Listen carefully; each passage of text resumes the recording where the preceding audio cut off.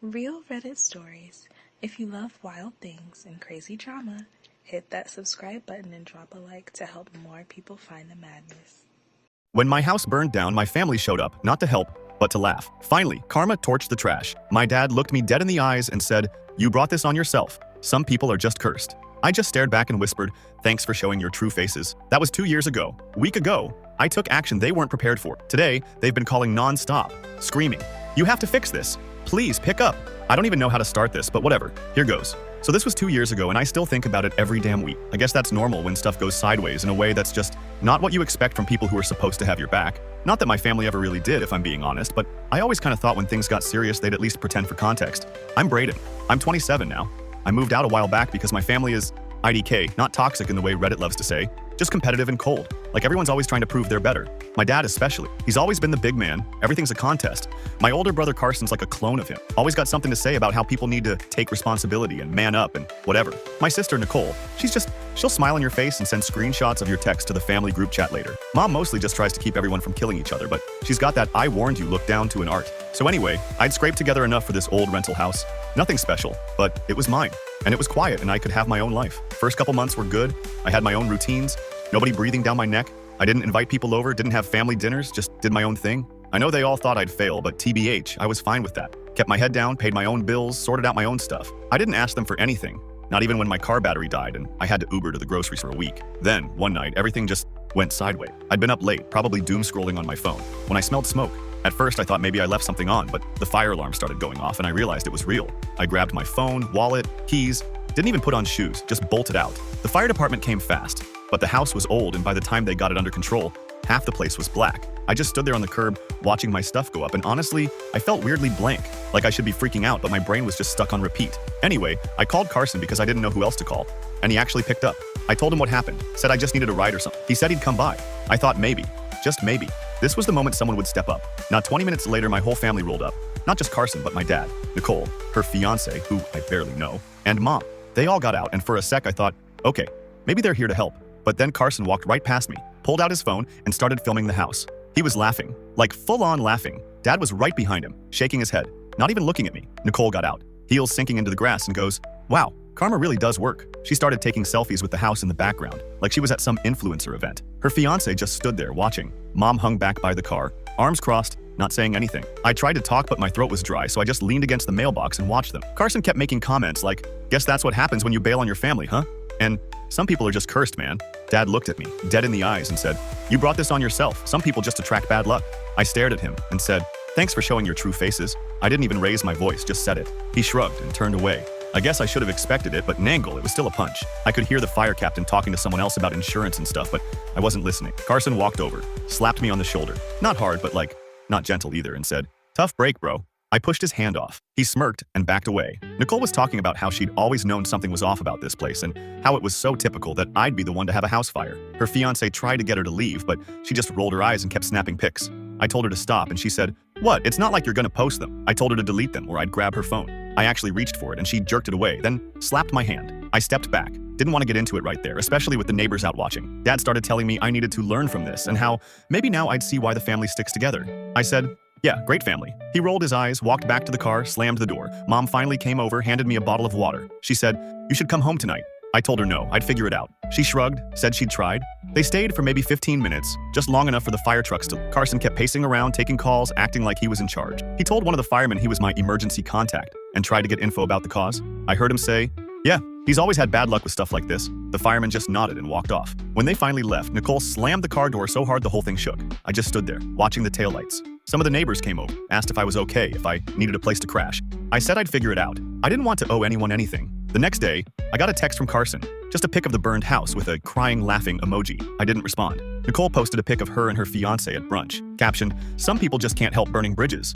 Mom called once, left a voicemail, said she hoped I was okay and to let her know if I changed my mind about coming home. Dad didn't call at all. I guess that's just how things are in my family. If you don't play the game, you're fair game. I was always the odd one out because I wouldn't take sides in their stupid feuds.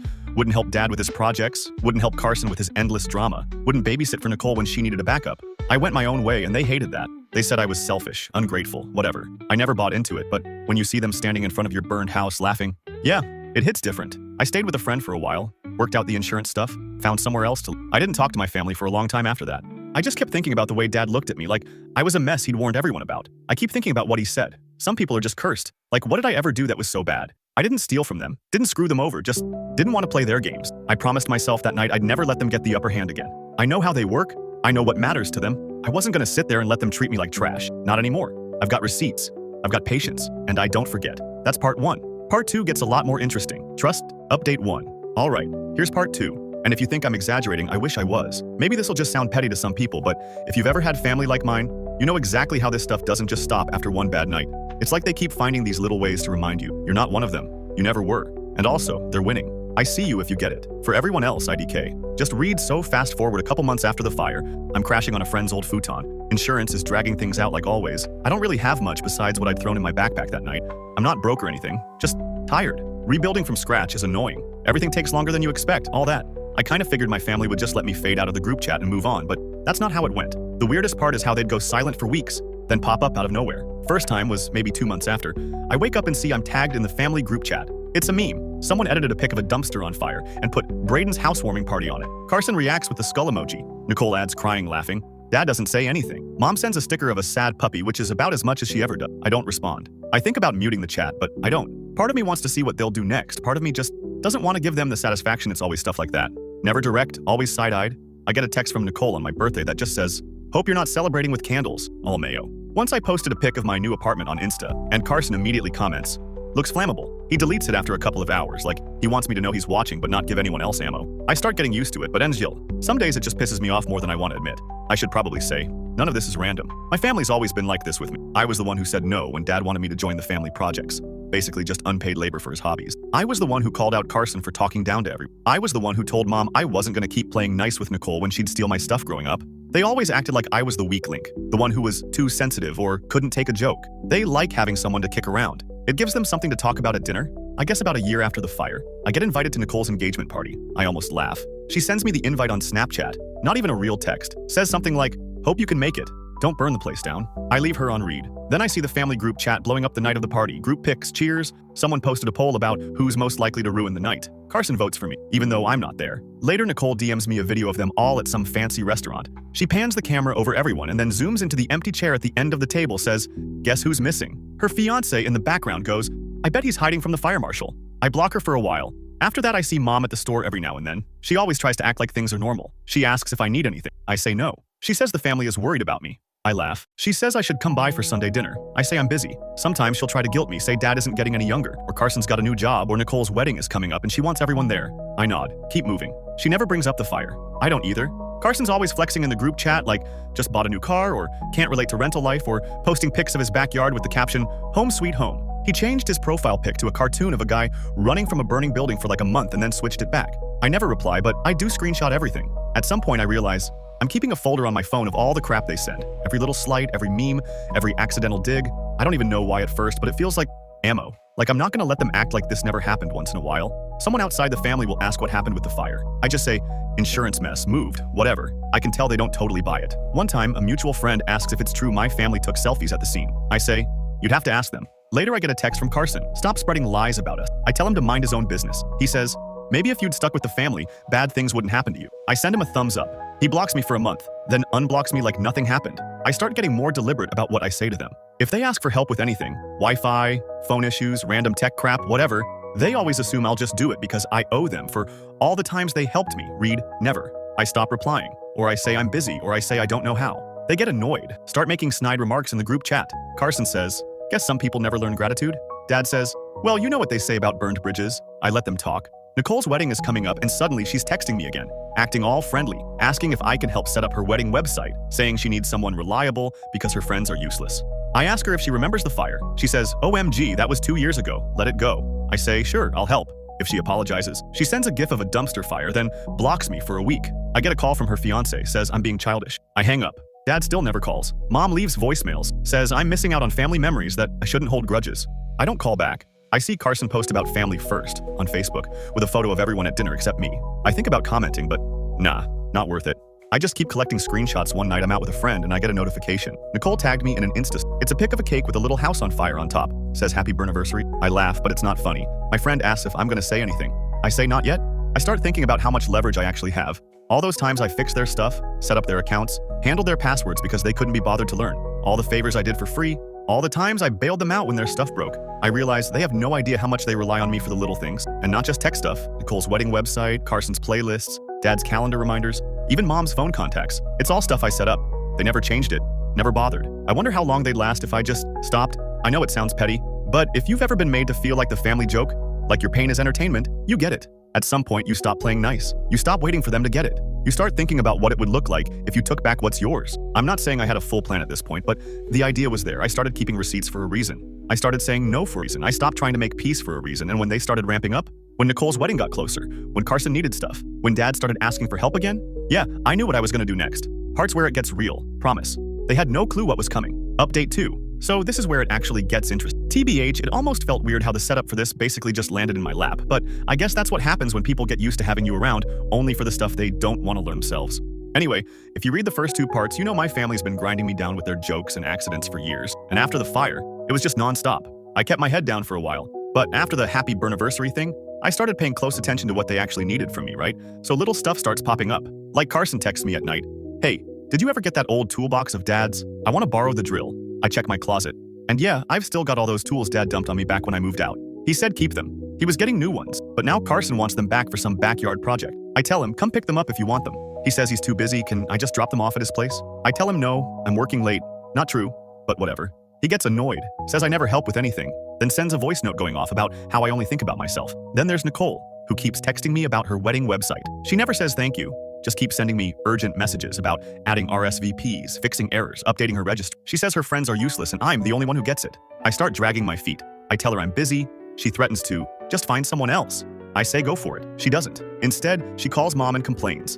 And then I get a call from Mom asking why I'm making things difficult. I say, I'm not, I just got stuff going on. Mom sighs and says, well, try to help. It's family Dad's the worst. He's got some calendar and contact stuff I set up for him like 3 years ago, and now he keeps texting me because it's all out of sync with his phone. He says, you need to fix this before I miss something important. I tell him to call tech support. He says, you are tech support. I just leave him on read.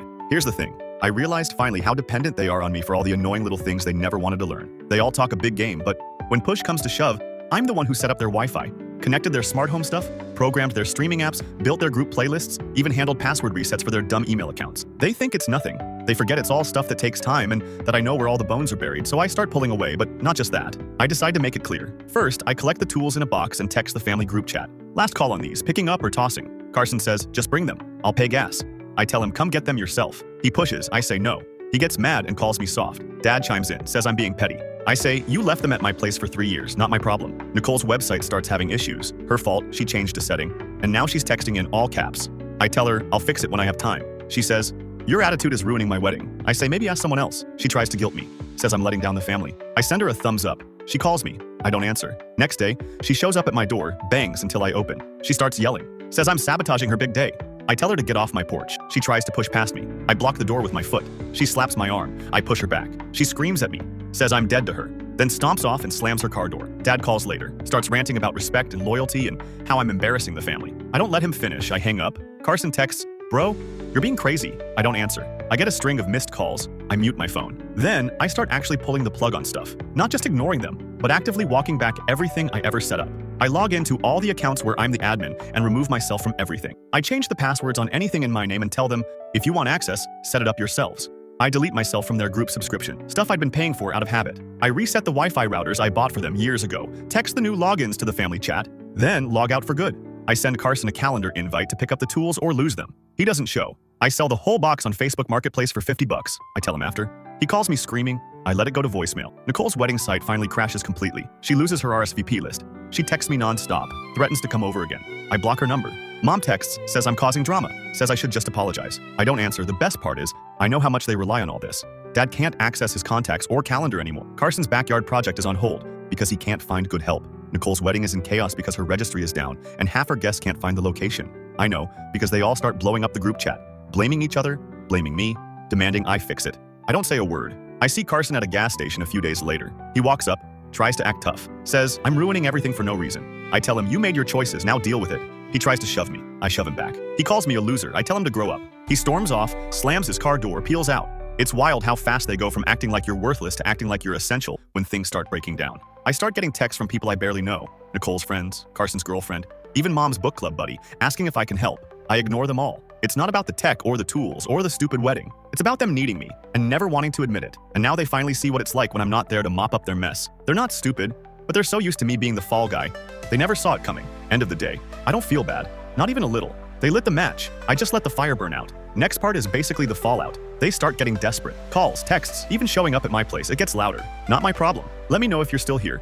This is the part that actually made me laugh, Earl. Final update. So I figured when stuff finally started falling apart for them, they'd just ignore it, like they always do. Or try to fix it themselves and then act like they never actually needed me. But nah, it did not go down like that. What really got me was how fast it all hit. Like once one thing broke, the dominoes started falling. And the desperation? Actually, wild. Neil. I still laugh about it sometimes. First weird thing I noticed was my phone blowing up early one morning. Like, not just a couple texts. I mean, legit over 40 notifications, missed calls, voicemails, even Facebook messages from people I haven't talked to since high school. I check and it's all my family, plus a bunch of randos, even Nicole's fiancé. The group chat is just straight chaos. Carson is tagging everyone, saying stuff like, "Brayden, you need to fix this now," Dad is saying. "This is out of hand. Call me ASAP." And Nicole is full meltdown mode with all caps and exclamation points. It actually took me a sec to figure out what the emergency even was, because it was just endless scrolling. So I'm sitting there making coffee, and I open my messages. Dad's sent like 4 voicemails in a row, all basically the same. He can't get into his email, his calendar is wiped, he's got meetings he can't reschedule, and now he's missing calls because his contacts are gone. Carson is losing it because his home Wi-Fi is down and he can't work. LOL. And he says the whole family group playlist disappeared off his phone. Nicole is on a different planet. She's sending screenshots of her wedding guest list missing. Her registry is broken, and her friends are mad at her because they can't RSVP. Her fiancé is texting me saying, "Whatever's going on, please just sort it out." I let it sit for a bit. I'm just scrolling TikTok, eating cereal, kind of waiting to see if they'll give up. They don't. The group chat goes from angry to desperate. At one point, Nicole says, "You are ruining my life on purpose," and I actually just start laughing. Dad tries the guilt thing, says, "This is family business. You need to step up." Carson is threatening to drive over and settle this. I just put my phone on silent by noon. Mom shows up at my door, which, like, I should have expected but didn't. She's knocking, calling my name, says, "We just need to talk, just come outside." I open the door a crack. She's all, "Don't do this, they're all losing it. Why can't you just fix it?" I tell her, "I'm done. I told everyone I was done. They're on their own." She tries to step inside. I block the door. She sighs, says, "You're really going to let the whole family fall apart over a few mistakes?" I say, "It's not my problem, Mom. They made their choices." She pats my shoulder. I pull back. She turns and leaves. Slamming the car door about an hour later, Carson actually does show up. He's hot about it. Comes right up, starts yelling from the porch. Says I'm being a child. This is all my fault. Nobody else would do this to their blood. I tell him to leave. He pushes past me, and I shove him back down the steps. He tries to slap my arm. I block him. He kicks at the door frame, swears at me, then storms back to his car and sits there for like 10 minutes before peeling out. Nicole tries calling me on every app she can think of. Snap, Insta, even Telegram. I block her everywhere. She leaves voicemails, just crying and swearing. Then calls back with her fiancé yelling in the background. I don't pick up once. Later, I get a text from one of her friends, says, "You're being really unfair, you're ruining everything for Nicole." I block her too. I hear from a cousin that Dad's business stuff is actually tanking. He's missing appointments and had to reschedule a bunch of stuff last minute. I guess his contacts are a mess and nobody can figure out the system I set up. Carson's girlfriend posts on her story about people who sabotage family and tags me. I reply with a fire emoji and block her too. The group chat is just a wall of messages now. All caps, all day, every day. "You have to fix this. Please pick up. You're destroying the family. You're selfish. You're cursed." And on and on. The best part? They try to get other people to talk to me. An uncle I haven't seen in years, a family friend from church, even mom's book club lady. I ignore all of them. I'm not getting guilted back in.